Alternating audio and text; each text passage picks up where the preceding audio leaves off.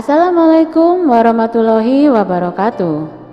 Jumpa lagi bersama saya Rani di channel Rumah Misteri. Pada kesempatan kali ini, Rani akan membacakan kelanjutan dari cerita serial Wanita di Kamar Rahasia, yaitu bagian yang ketiga dengan judul Lukisan Leluhur. Kisah ini ditulis oleh Min Hazel, dan bagi teman-teman yang ingin membacanya secara langsung, silakan berkunjung di akun Facebooknya ya. Linknya sudah ada di deskripsi di bawah ini. Tidak perlu berlama-lama lagi, kita langsung menuju ke ceritanya. Selamat mendengarkan. Wanita di Kamar Rahasia, bagian ketiga. Lukisan Leluhur. Narendra ingat benar, semalam ia bisa masuk ke kamar itu dengan mudah. Mengapa sekarang terkunci? Siapa yang menguncinya? Pemuda itu pun mulai menyadari kejanggalan demi kejanggalan yang terjadi. Bukannya takut, ia malah semakin penasaran. "Bi Asih!" teriaknya. Si pembantu yang sedang membersihkan teras belakang langsung meletakkan sapunya. Kemudian ia tergopoh-gopoh mendekati majikannya. "Mas Narendra perlu apa ya? Siapa yang mengunci kamar ini, Bi? Dan kenapa tiba-tiba terkunci?" tanya Narendra. Asih mengernyit. Sejauh yang ia ingat, kamar itu memang selalu dikunci sejak kakeknya Narendra meninggal. Bahkan Asih yang hafal setiap sudut rumah itu karena setiap hari ia yang membersihkannya, tidak pernah masuk ke kamar itu. "Mas Narendra bercanda ya? Kamar ini selalu dikunci, Mas. Sejak Eyang Sepuh meninggal, tidak ada lagi yang masuk ke kamar ini." Asih mengatakannya dengan yakin. Berarti benar. Semalam hanya mimpi. Lagi-lagi Narendra membatin. Namun Narendra masih penasaran. Ia harus menyelesaikan itu sebelum mulai bekerja. Jika tidak, fokusnya akan terganggu dan hasil kerjanya tidak maksimal. Biar Asih tahu di mana letak kunci kamar ini, tanya Narendra. Si pembantu berusaha mengingat. Rumah itu sangat besar dan memiliki banyak ruangan. Ada banyak kunci yang harus dihafalnya.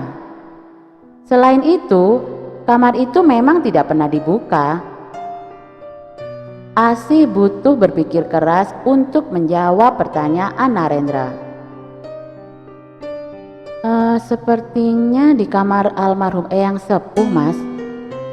Seingat Asih, ada kunci digantung di sebelah lemari. Semua kunci di rumah ini Asih tahu kecuali kunci kamar ini. Dan kebetulan di kamar Eyang Sepuh ada kunci. Mungkin itu untuk kamar ini, Mas. Jawab Asih dengan nada agak ragu. "Kamu yakin?" tanya Narendra. "Enggak sih, Mas," jawab Asih cepat.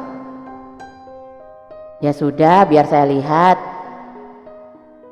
Setelah mengucapkan itu, Narendra langsung meninggalkan Asih. Ia bergegas menuju kamar kakeknya. Lestari menggelengkan kepala melihat sang putra bolak-balik. Ia berpikir Narendra yang seorang fotografer itu sedang mencari inspirasi untuk konsep pemotretan. Jadi, ketika dari ruang makan terlihat lelaki itu membuka kamar mertuanya, Lestari membiarkan saja. Tidak butuh waktu lama bagi Narendra untuk menemukan benda yang dicari. Kunci itu digantung di dinding sebelah lemari, tepat di bawah lukisan seorang pria dengan pakaian seperti zaman Majapahit. Lukisan itu terbuat dari lontar yang dibingkai kayu warna coklat. Di bawah lukisan itu terdapat tulisan dari huruf Jawa kuno. Narendra tidak bisa membacanya. Untungnya, di bawah lukisan itu tertulis artinya di kertas biasa. Hakim yang dapat membedakan antara yang benar dan yang salah dalam persengketaan. Narendra ingat kakeknya pernah cerita tentang orang dalam lukisan tersebut. Ia adalah pejabat kehakiman zaman Majapahit, satu garis keturunan dengan dirinya. Semua laki-laki dalam silsilah keluarganya, sejak zaman dulu sampai sekarang, selalu memegang peranan penting dalam pemerintahan. Ayah Narendra sendiri pernah menjadi anggota dewan selama beberapa periode. Sedangkan sang kakek adalah seorang hakim. Menurut cerita, semakin naik silsilahnya, semakin tinggi jabatan mereka, sesuai dengan dalamnya tirakat. Kakek dan ayahnya semasa hidup selalu melakukan puasa weton, yaitu puasa pada hari lahir. Mereka percaya itu akan memberikan kesehatan dan mental yang kuat. Sebelum matahari terbit sampai tenggelam, mereka tidak makan, minum, dan keluar kamar. Istilahnya ngebleng. Anehnya, puasa itu tidak dilakukan pada hari lahir kakek atau ayahnya, melainkan pada hari lahir orang dalam lukisan itu. Apa ini ada hubungannya dengan Roro Kemuning ya? Namun wanita itu menyebut pengorbanan untuk keabadian, bukan untuk jabatan. Batin Narendra. Narendra semakin tidak sabar. Ia mengambil kunci itu dan kembali ke kamar rahasia. Setiba di sana, Narendra langsung memasukkan anak kunci.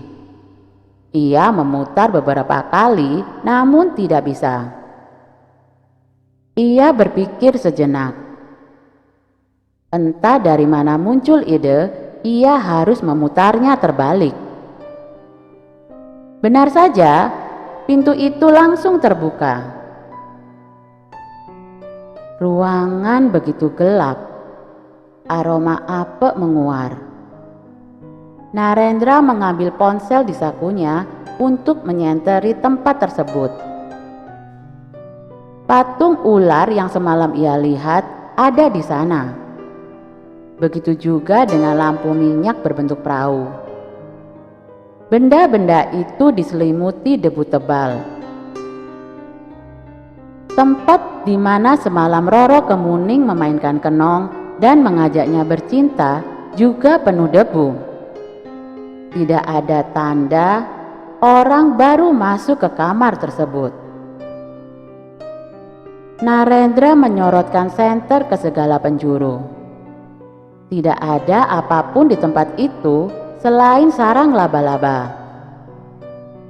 Gamelan yang semalam berbunyi nyaring pun tidak ada. Perhatian Narendra kembali tertuju pada tempat di mana Roro Kemuning duduk. Ada sebuah kotak berbentuk balok yang mirip peti.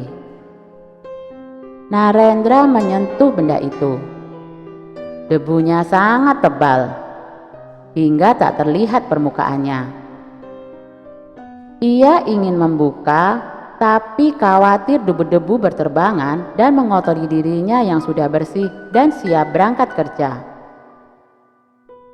Narendra memutuskan akan membukanya nanti sore saja sepulang dari studio foto. Baru 2 langkah kakinya beranjak, benda mirip peti itu tiba-tiba bersuara, seperti ada yang memukulnya dari dalam. Narendra terdiam, berharap ia salah dengar. Setelah menunggu beberapa lama, tidak ada suara lagi. Lalu ia melanjutkan langkahnya. Suara itu terdengar lagi. Narendra terdiam lagi. Tidak ada bunyi apapun. Kemudian Narendra kembali beranjak. Lagi-lagi suara itu terdengar.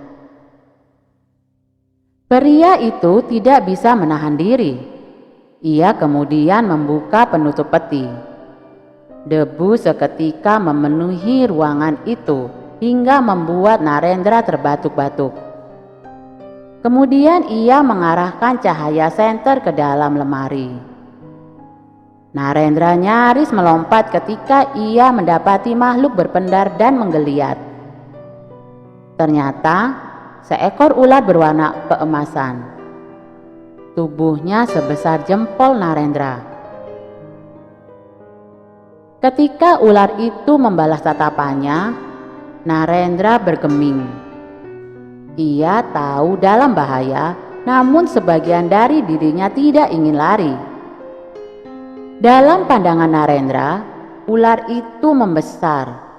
Semakin lama semakin tinggi, hingga membuatnya mendongak. Ular itu menjulurkan lidah. Tak dapat menahan diri lagi, Narendra langsung berlari keluar kamar.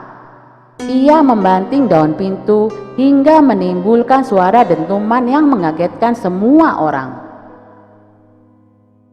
Lestari dan Asi yang ada di dapur berlarian menuju kamar belakang. Mereka hampir saja bertabrakan dengan Narendra.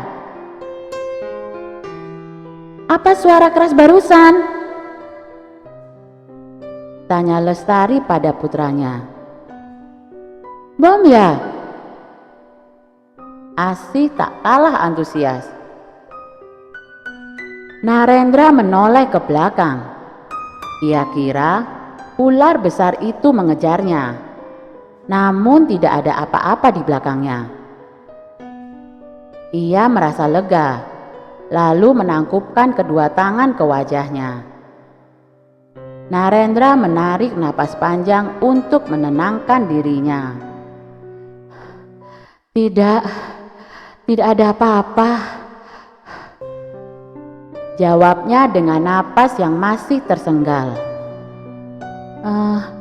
Saya berangkat kerja dulu ya, imbuhnya lagi. Narendra melangkah pelan, tatapannya kosong seperti orang linglung. Ada apa dengan dia ya sih? Tanya Lestari pada pembantunya. Gak tahu Bu, tapi tadi Mas Narendra mencari kunci kamar yang paling belakang. Asi menjawab sambil menunjuk kamar yang dimaksud. Apa kamu bilang? Untuk apa dia ke sana? Tanya Lestari dengan nada tinggi. Lestari membelalakkan mata. Bayangan sang suami yang meninggal karena digigit ular kembali membayang. Lestari tidak tahu menau tentang kamar rahasia itu. Namun, setiap kali melihat gagang pintu berbentuk ular itu, ia langsung teringat kematian sang suami. Dan kisah ini selesai. Begitulah akhir dari cerita Lukisan Leluhur. Cukup sekian untuk kisah kali ini. Dan bagi teman-teman yang baru bergabung, jangan lupa untuk like, komen, dan share, serta klik tombol subscribe channel ini. Kemudian, agar kalian bisa mengikuti kisah selanjutnya dari cerita serial Wanita di Kamar Rahasia ini, silakan menyalakan tombol lonceng notifikasinya. Rani pamit undur diri. Sampai jumpa di kisah selanjutnya. Akhirul kalam. Wassalamualaikum warahmatullahi wabarakatuh.